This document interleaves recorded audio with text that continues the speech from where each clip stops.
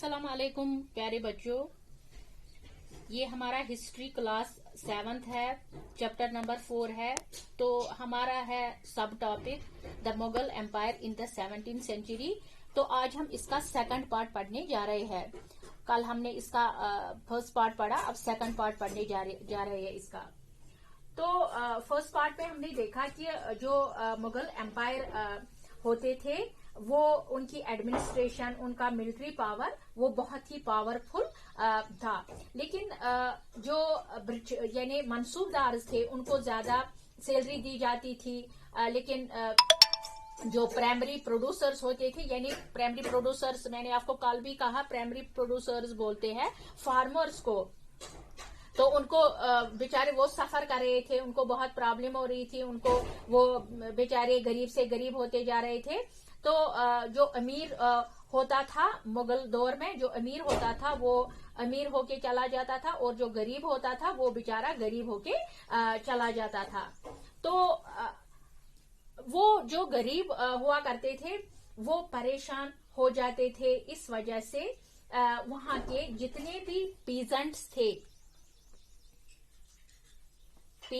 थे या फार्मर्स थे उनका उनको बहुत ज्यादा गुस्सा आया। किस बात पे उनको बहुत ज्यादा गुस्सा आया? क्योंकि ये जो मुगल एम्पायर थे, ये जो मंसूबदार उन्होंने बनाए थे, उनको लैंड का मालिक बनाया था, उनको ज्यादा सैलरी दी जाती थी, यानी वो उनको मालिक बना दिया गया। लेकिन जो पीजेंट्स और फार्मर्स थे उन बेचारों को गरीबी की यानी बेबसी की जिंदगी गुजारनी पड़ती थी। तो इस बात से जो पीजेंट्स थे या फार्मर्स थे इनको बहुत गुस्सा आया। इनको बहुत गुस्सा आया। वो मुगल्स को बिल्कुल भी सपोर्ट नहीं करते थे। किनको? मुगल्स को बिल्कुल सपोर्ट नहीं करते थे। कौन लोग? पीजेंट्स और फार्मर्स। तो धीरे धीरे क्या हुआ? धीरे धीरे डिक्लाइन होता गया, खत्म होता चला गया। कौन? मुगल एम्पायर। यानी मुगल एम्पायर जो था, मुगल एम्पायर ये क्या होने लगा? डिक्लाइन मीन्स यानी खत्म होता चला गया। लेकिन फिर भी इन्होंने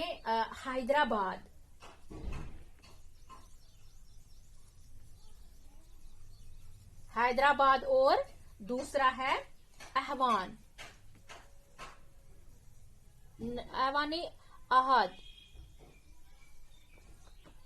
अहद। तो ये दो जगह जो है वाले एरिया, जो हैदराबाद और अहद जो एरियाज थे अपना कब्जा जमा रखा था। किसने? मुगल एम्पायरों ने। और दिल्ली में तो ये एम्पायर थे ही। तो अब किंग्स और किंग्स एंड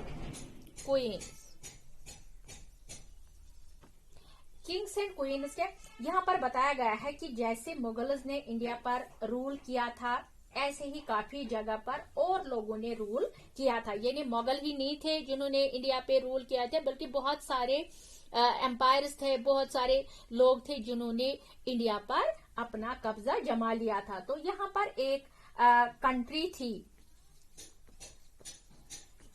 थी। तो उस कंट्री का नाम है ऑटमैन, जो कि ऑटमैन टर्की।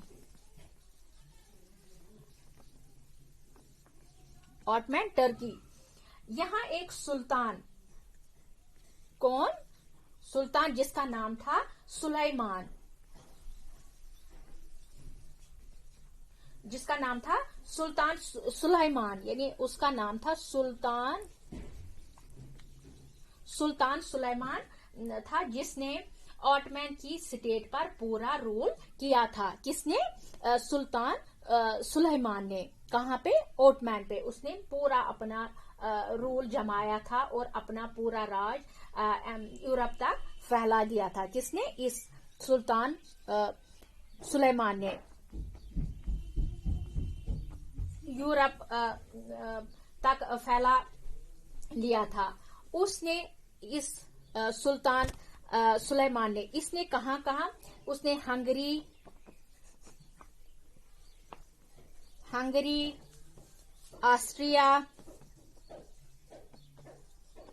ऑस्ट्रिया वगैरह सारे एरियाज पर अपना कब्जा जमा लिया था। किसने? सुल्तान सुलेमान ने।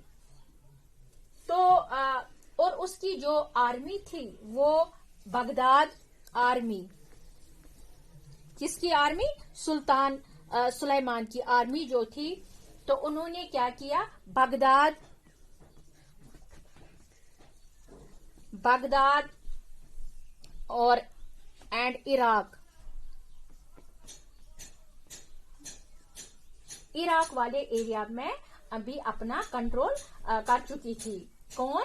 यानी जो सुल्तान सुलेमान था, उसकी जो आर्मी थी, उन्होंने बगदाद और इराक पे अपना कब्जा जमा लिया था, अपना कंट्रोल कर चुकी थी। तो डिफरेंट कंट्रीज जो थी, यानी में ऐसे रूल होता था, यानी डिफरेंट कंट्रीज में ऐसे रूल होता था। तो प्यारे बच्चों, इस तरह से हमारा ये चैप्टर मुझे आई होप आपको ये चैप्टर अच्छे से समझ आया होगा। तो प्यारे बच्चों, अगर कोई डाउट होगा तो प्लीज मुझे व्हाट्सएप ग्रुप में लिखना। बाकी मुझे उम्मीद है कि आपने ये अंडरस्टैंड किया होगा। तो इंशाल्लाह हम अब नेक्स्ट चैप्टर करेंगे, start chapter number 5। Today we will start chapter number, यानी tomorrow we will start chapter number 5। Okay बेटा, थैंक यू।